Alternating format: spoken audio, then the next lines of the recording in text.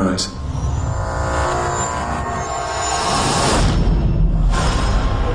It's incredible. It's conscious. What are you really? I am part of the new world. And you are part of the old. I am part of the new world.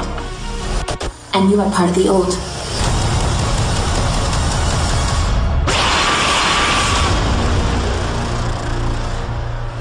Here we go.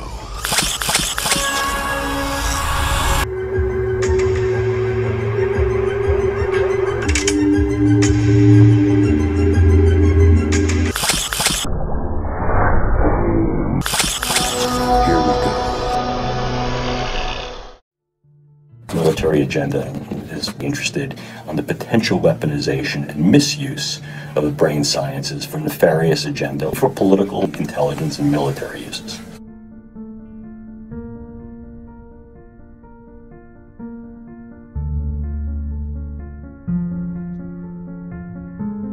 Thousands of government-sponsored experiments did take place at hospitals, universities, and military bases around our nation. We are not professing to tell you the complete story of these activities. We are professing to tell you the complete story that we know. Right. But these records that we've uncovered don't tell the story. They tell pieces of it.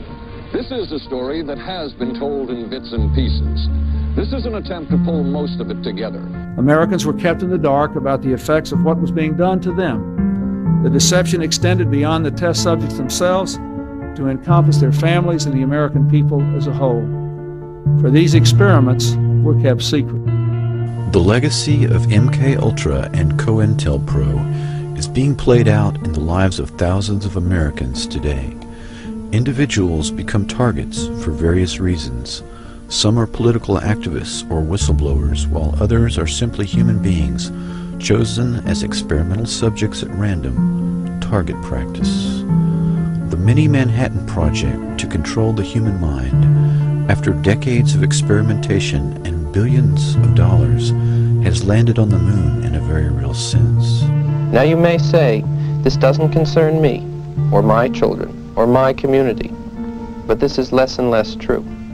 What has gone from the drawing board to the reality is this: the use of neural interfacing and physiological interfacing through the idea of remote-controlled small-scale systems to create a nanoswarm of biopenetrable materials that you cannot see, that can penetrate all but the most robust biochemical filters, that are able to integrate themselves through a variety of membranes, mucous membranes, and wherever, mouth, nose, ears, eyes, and they can be done in such a level that their presence is almost impossible to detect, and as such the attribution becomes exceedingly difficult to demonstrate. The idea here is to put minimal-sized electrodes in a network within a brain through only minimal intervention to be able to read and write into the brain function in real time, remotely. And by affecting the way that brain is built and the way it functions, influence in ways that are kinetic and non-kinetic the attitudes, beliefs, thoughts, emotions, activities, and relative vulnerabilities and predispositions of those individuals for whom may threaten us. The brain sciences are currently being investigated and in some cases are being used in such endeavors, not only domestically but worldwide. I'm here to tell you, ladies and gentlemen, not a month goes by where I don't get a call at my institute by someone telling me that someone in the government implanted these things in their brain without them knowing. I'm not kidding. And although it may not be that the sky is falling yet, folks, it looks like rain. Bring an umbrella. The nanotechnology is in the bodies, the brains of all 318 million Americans. Everyone's infected. They've been spraying the nanotechnology into the hydrosphere for the last 25 years, which filters down into the water supply and the food chain. Once ingested, the nanotech then migrates to the brain and adheres to the neurotransmitters of the victim's brain and begins to speak to and decode those neurotransmitters after it's activated. It can be activated, the nanotechnology, from thousands of miles away using a process called directed energy flashing photons. See, nanocells are real small, 1,000 times smaller than these dust particulates. You inhale it, they go to work replicating, spreading like a virus, multiplying in exponentials. 6 months' time, I could have 100 million people converted, ditch diggers, porn stars, and presidents. Not one would be the wiser. 100 million people who buy what I want them to buy and do pretty much damn well anything I figure they ought to do. what? A chemtrail. I do know what a chemtrail is. Yeah, and is it true? Well, there's a big debate. Yeah. Are you filming me? Maybe. Okay. No. I don't want to go on record with that. Okay. No, but do you believe it? I don't film that. Well, I don't have enough information for that. Okay. Yeah, but because I saw a lot of videos on the internet, and it really looks believable. Well, it's arguable both ways, I think. Yeah. Depends on which side you're on, but. Yeah. But what is your personal opinion of it? I think there's part of truth. Part of truth, yeah. Yeah. Yeah, we should investigate this because when it's true, imagine so many people they suffer of this. Yeah, it's a necessary evil. About the chemtrail generator. Oh.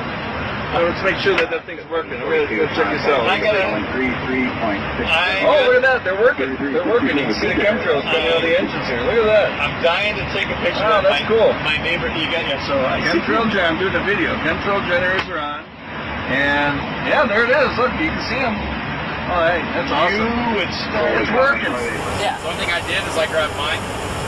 And I go wrong to basic guidelines. I got mine as an example every time. And this one, I think I can go mine. Yeah. I mean, it's little things, like after an exclamation point you need 2 spaces and then capital, but after a semicolon only 1 space, not, like, where's that shit written? It isn't, it's just not no. What's that? It's not in oh, probably, but no, cool. When we go to ALS, and we do our EPR, not EPR, but our bullets over there, it is absolutely, without a doubt, not anything like the bullets you put on a real EPR. The bullets over there are 2 lines. It's 2 lines. Each bullet is 2 lines long. We're surrounded by so much technology, and it has become so integrated into our lives that I don't think people even realize some of what these things can do. I honestly don't think at this point that we are taught traditionally almost anything about how the world actually works. They churn everybody out in public schools to walk around just blind to everything. Just a mindless consumer, no critical thought, just sitting in front of your television, being programmed. That's why they call it programming. This is one of the creepiest patents I've ever read. It's a real this is the thing. This is, I mean, you watch sci-fi shows and horror movies, and oh, that's scary for 2 hours, but you read something like this, and then you just start thinking about how everything really works. I mean, we've not been told. We haven't been told how we work, okay? Let alone how everything else does. And then you come to something like this. So, I have had this patent in a folder printed off for a while. I've been meaning to talk about it. And then I saw recently Richie from Boston covered this actually, and I was like, wow, that's kind of rare that he got this sent to him too. Good. I hope more people are talking about things like this. This is the kind of stuff that's actually going on in the reality that we're all sharing. This is United States patent number 6,506,148B2, dated January 14th, 2003. And this is the 10th in a series of patents by this particular man, all about manipulation of your nervous system, and in some ways remote manipulation, subliminal manipulation, and he ended with this one here, nervous system manipulation by electromagnetic fields from monitors. And I just wanted to go over this with you because this is a thing that exists, and it existed over a decade ago, well before they made the forced switch to digital, where they can layer the signals, and if there is anything strange in that, you're not going to see the interference, right? This has to do with physiological effects that have been observed in human subjects in response to stimulation of the skin with weak electromagnetic fields pulsed with certain frequencies near 0.5 Hz or 2.4 Hz, such as to excite a sensory resonance. Many computer monitors and TV tubes, when displaying pulsed images, emit pulsed electromagnetic fields of sufficient amplitudes to cause such excitation. It is therefore possible to manipulate the nervous system of a subject by pulsing images displayed on a nearby computer monitor or TV set. For the latter, the image pulsing may be embedded in a program material or overlaid by modulating a video stream, either as an RF signal or video signal. The image displayed on a computer monitor may be pulsed effectively by a simple computer program. For certain monitors, pulsed electromagnetic fields capable of exciting sensory resonances in nearby subjects may be generated even as the displayed images are pulsed with subliminal intensity.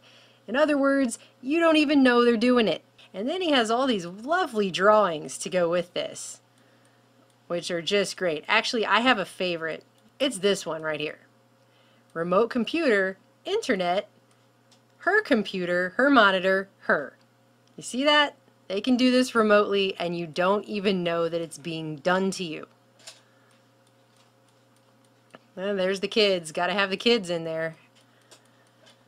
Anyway, he goes on to say that the electric field in studies by Norbert Wiener, that would be the father of cybernetics back during World War II and the Cold War, was arranged to provide a direct electrical driving of the brain. That's what this kind of stuff is based on.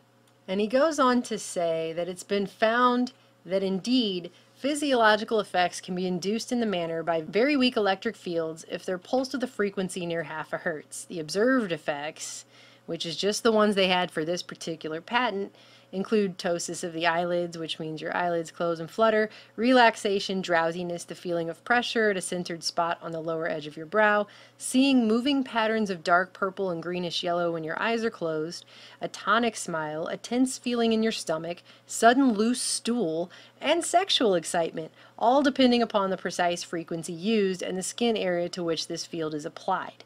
So, you ever watch a movie and you're not really feeling it all that much? Let's say it's a romantic movie and you're not really feeling it and something happens and the two characters are swooning and they play that swell of music, and even though you're not really feeling it and you kind of think the movie's lame, you still get emotional and you start crying. Or like when people used to cry at long distance commercials back when we had long distance commercials. I don't know, I'm probably dating myself now and how old I am when I say stuff like that, but the point is, we've all had moments in watching movies or different things where your emotions don't match how you really feel based on the film, and you could just say that's creative filmmaking. But when you see something like this, you gotta wonder, is it also something like this? Because they can do this, and he's saying right here they have the ability to. And if you read at the first page again, this patent is based on years worth of other patents, so it isn't like he just came up with this off the spot. He's got 10 of his own patents based on doing this kind of stuff. Then he goes on to say in the summary that the implementation of the invention is adapted to the source of video stream that drives the monitor, be it a computer program, a TV broadcast, a videotape, or a DVD. And a program written in Visual Basic is particularly suitable for use on computers that run Windows 95 or 98. That's how basic this technology is. Okay? It does not take much. They could use Visual Basic to run it on Windows 95. Okay? So, and this is all those years ago. I have no idea what they have today. And it is to the point that at the end of his own patent, in the summary, this man, Hendrikus Lewis, says, certain monitors can emit electromagnetic field pulses that excite a sensory resonance in a nearby subject through image pulses that are so weak as to be subliminal. This is unfortunate since it opens a way for mischievous application of the invention whereby people are exposed unknowingly to manipulation of their nervous systems for someone else's purposes. Such application would be unethical and is of course not advocated. It is mentioned here in order to alert the public to the possibility of covert abuse that may occur while being online, while watching TV, a video, or a DVD.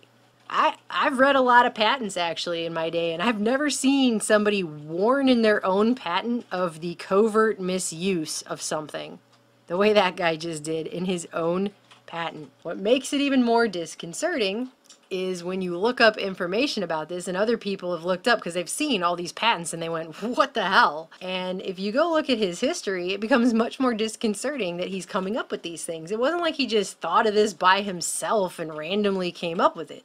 This is a guy who during the 50s was working with Plasmodine Corporation and then Douglas Aircraft's Advanced Research Department. Douglas Aircraft, of course, linked to Lawrence Rockefeller, lots of black Cold War projects going on with them. Then he went on in the 80s and started working on government projects as a contractor with the likes of the Department of Defense, the Department of Health and Human Services, and the Defense Advanced Research Projects Agency, DARPA. So that's Hendrikus Luz, and they go on to say in this article that he had a website called qwave.com, but it's nothing more of a copy of a site. But I actually went back to the Wayback Machine and found the old website that this guy started.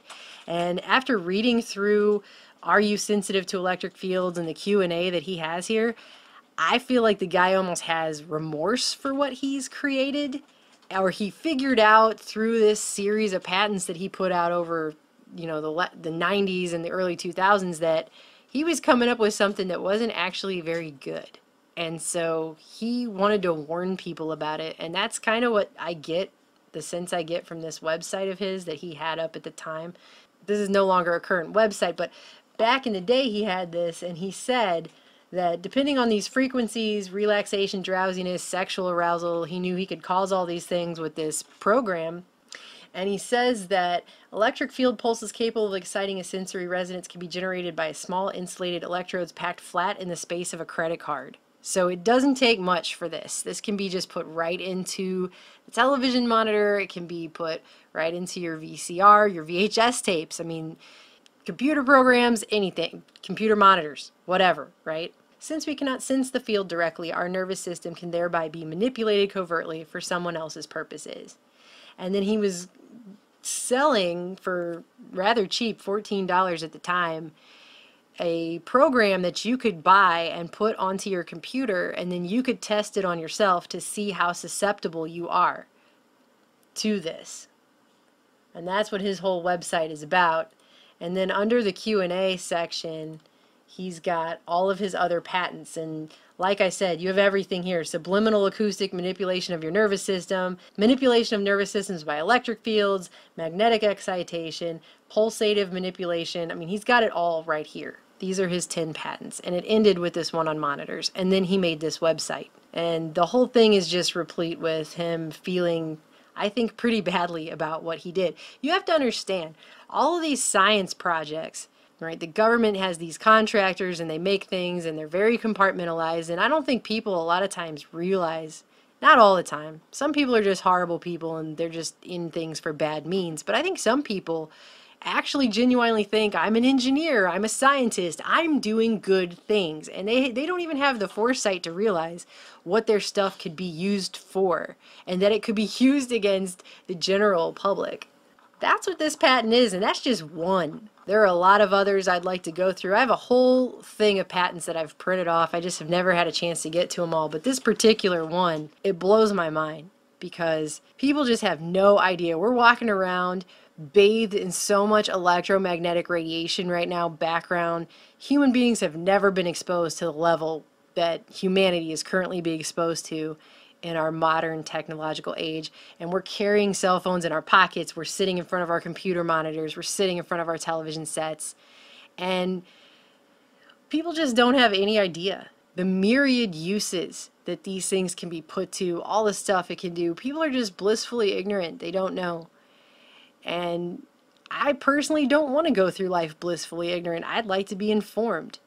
I mean, when I think of this, it reminds me of Videodrome. If you haven't seen the movie Videodrome, it's a very weird, creepy, violent movie, but they said in that movie the battle for the minds of North America would be fought in the Videodrome, and it was about programming that was turning people violent and crazy. And I mean, he mentioned some of the things that weak electromagnetic fields can do at certain pulsed frequencies, but that was not an exhaustive list of everything that they can do. And I bet it's a lot more than just making people cry at sappy movies. Voices are very easy. And it isn't people imagining voices, they physically hear them. They physically hear, as I'm talking to you, my voice isn't inside your brain. My voice goes no further than an inch into your ear, no further at all. It's the electrical signal that makes you interpret how I sound. And once you've got this electrical signal, which can be a chip or lots of things, you can physically make people hear voices, certain voices, and it can be any conversation, and it can be anybody you want to hear. It can be a soft angelic voice, it can be a god, it can be something that scares you like a devil. Once nanoparticulates have sufficient control over a host body, they can then be remotely controlled to work as a GPS tracking device to inflict physical pain and disease, to influence emotional states, to cause memory lapses, to read brain patterns, and even to remotely influence thoughts. Scientists working at the University of Southern California have created an artificial memory system that allows thoughts, memories, and learned behavior to be transferred from one brain to another. Using nanoparticles and a magnetic field, University of Buffalo scientists have been able to make worms move in any direction they dictated simply by heating clusters of nanoparticles inside them.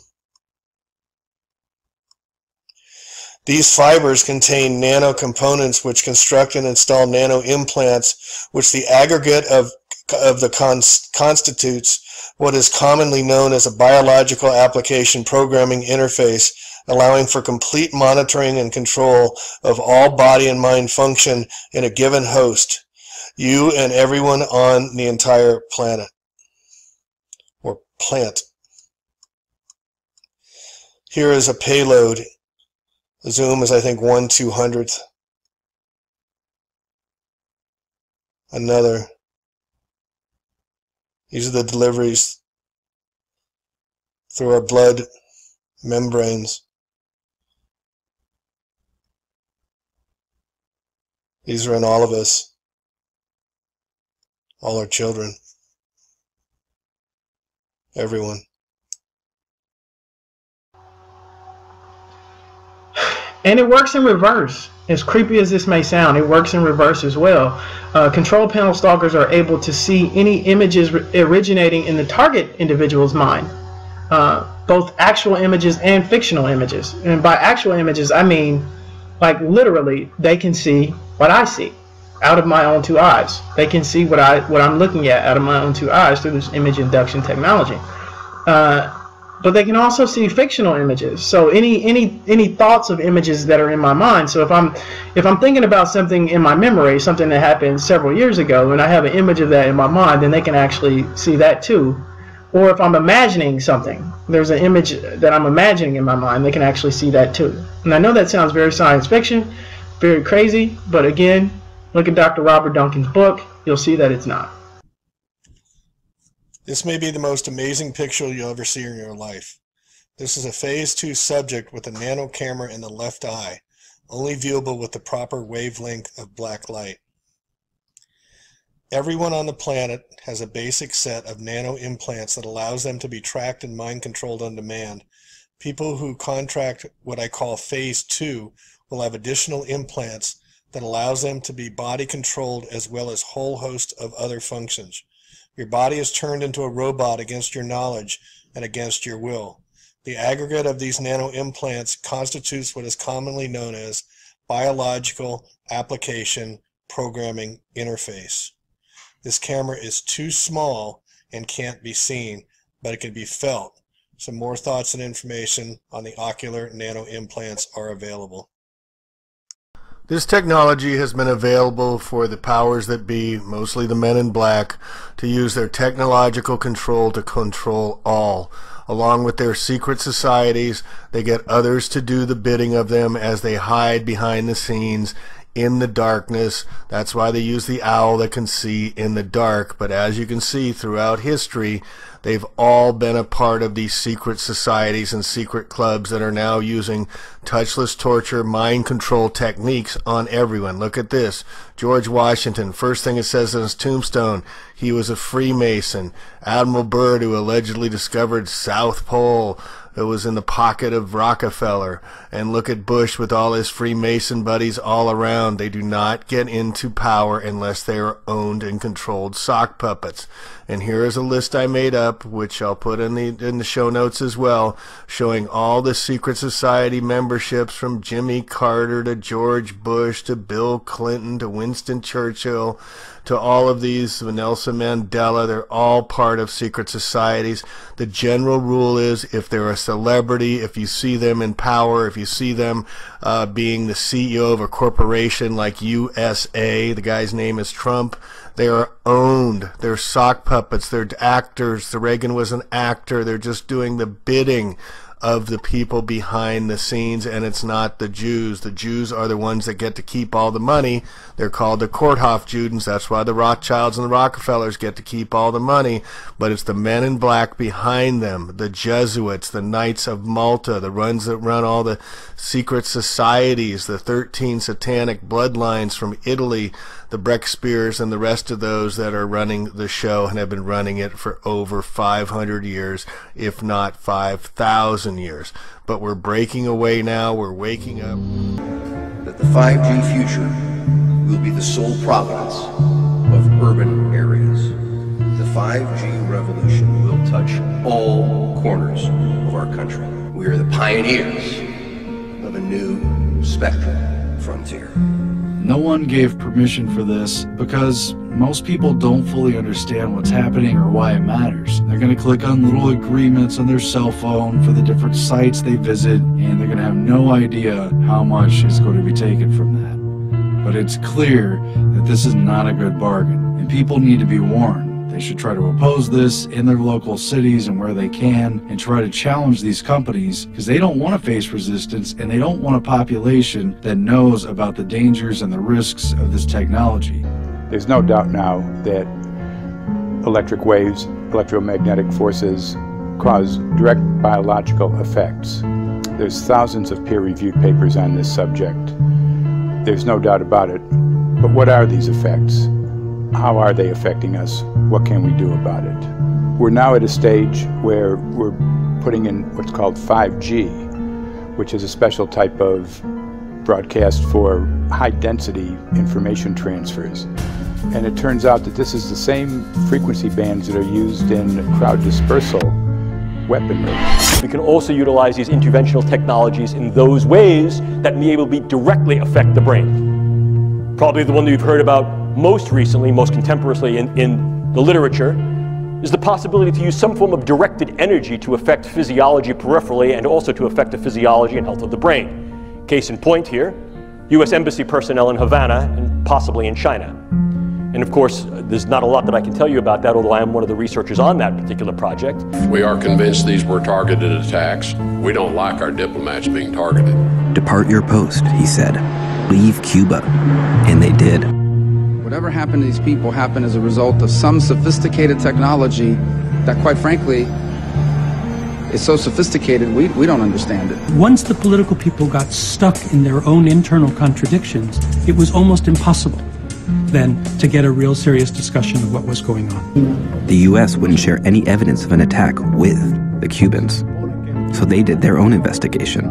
This was an intentional and directed engagement, and that this represents a beta test, a possible probe of a directed energy neuroweapon.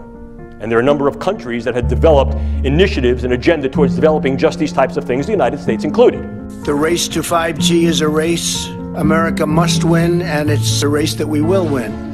By next year, the United States is on pace to have more 5G spectrum than any other country in the world. That's a big statement because, as you know, some people got ahead of us. We should have been doing this a long time ago. But we must not rest. The race is far from over. American companies must lead the world in cellular technology. 5G networks must be secure. They must be strong. They have to be guarded from the enemy. We do have enemies out there, and they will be. They must also cover every community, and they must be deployed as soon as possible. The greatest travesty in American civil rights history is happening right under our nose every day, and people don't even know it exists. and by the time they do, it will be too late. It's two things. It consists of two things. That they've been involved in the training, research, and development of it to fully implement it, and the government, who is first in the world to do so, to fully implement and deploy this technology, will have an incomparable advantage over every other government on Earth. So basically, what you have is an arms race. 5G, first and foremost, is densification. So it's significantly more transmitters in close proximity to a human, and it is also a sophisticated, illegal, unlawful transmitter. What I mean by that is it is a high gain dielectric lens antenna, and what that allows 5G transmitters to do is to 3D map its environment in your home. The 868 megahertz frequency is specific for battlefield interrogation systems, so sub-gigahertz. It allows the signal to travel through concrete brickwork with ease. The phenomenon known to the alternative research community as chemtrails, and referred to by the British and United States governments as geoengineering or climate remediation, is perhaps one of the most controversial topics on the table today. So the connection between chemtrails and 5G? It's all interconnected. The metallized particulates, that would allow the 5G phased array, so basically the radar, it would allow it to be able to identify you, so it can watch you, it can identify you in your own home 24 hours a day, 7 days a week. For the last X amount of years, we've been through chemtrailing, and that is now the cat is out of the box. We've had these nanoparticulates raining down on humanity for years now, impregnating our bodies, by best account staying inside our bodies.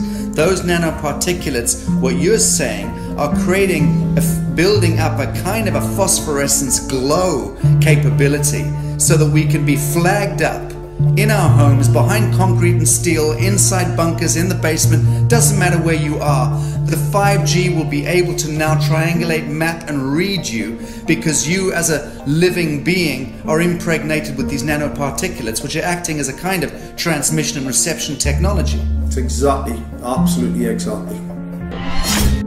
Most recently, just a few weeks ago, it was announced that you could then aerosolize nanomaterials.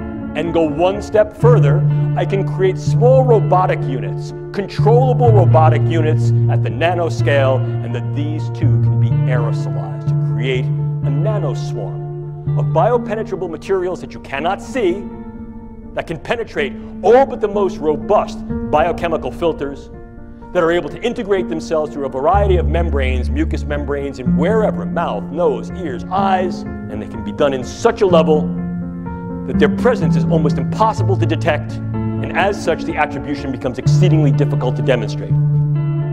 They have the capability now to reduce humanity to the sum total of the data collected on each human network node. I want to make this very clear. This is not a conspiracy theory. So what you're telling me, every one of us should be in fear of this, because every one of us at some point will be targeted? The technology's advanced that far. There is a very real risk that you are going to become a full-blown 24/7 targeted individual. And this technology at that point, when it is nationwide, will be used by automated computers, supercomputer software programming that will manipulate the emotions and the behavior and the thoughts of everybody in the United States of America. And it can all be done remotely. It's very much like the microchip kind of tracking the New World Order, this entire, control grid that's supposed to be rolled out against the American people someday. And I'm here to tell you that it's already here. There isn't going to come a day where there's troops in the streets and tanks rolling down your neighborhood and riot gear and all this stuff. We might have isolated incidents like that. It might get like that every once in a while, but the true control grid is this technology, voice-to-skull, hive mind, behavior manipulation technology, and it can all be done remotely. The RNN system then remotely monitors and measures all electromagnetic activity of the victim's brain for life. It's the ultimate weapon. So the targeted individuals aren't crazy after all.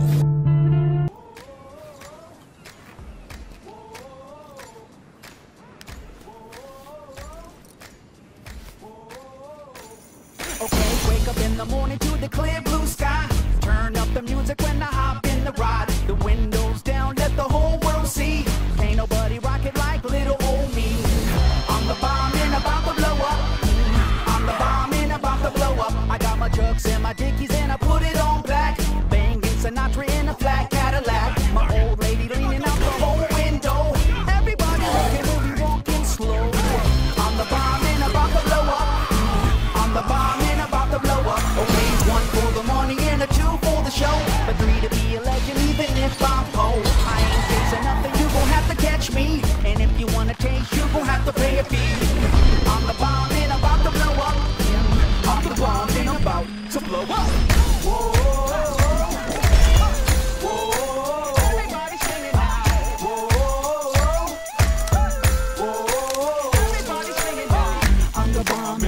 Blow up. I'm the bomb and about to blow up. I'm the bomb and about to blow up. Now we gonna reach another whole new level.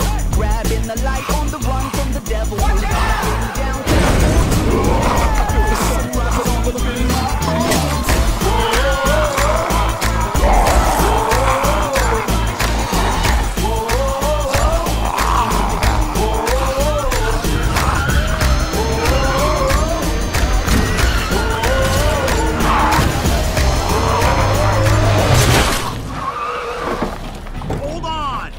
Seriously, bro?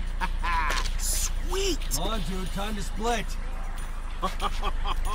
Freaking awesome! Let's go! Dude, chill. I got this.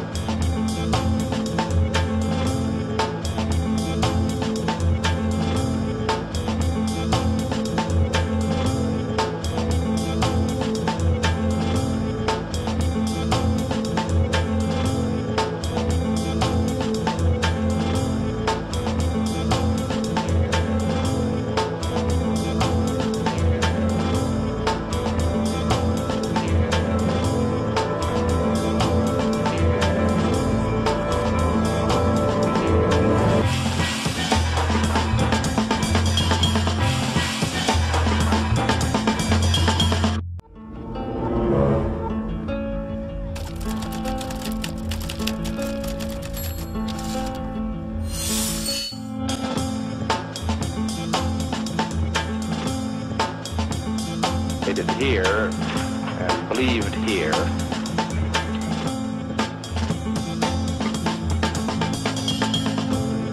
Do you have any people being paid by the CIA who are contributing to a major circulation American journal?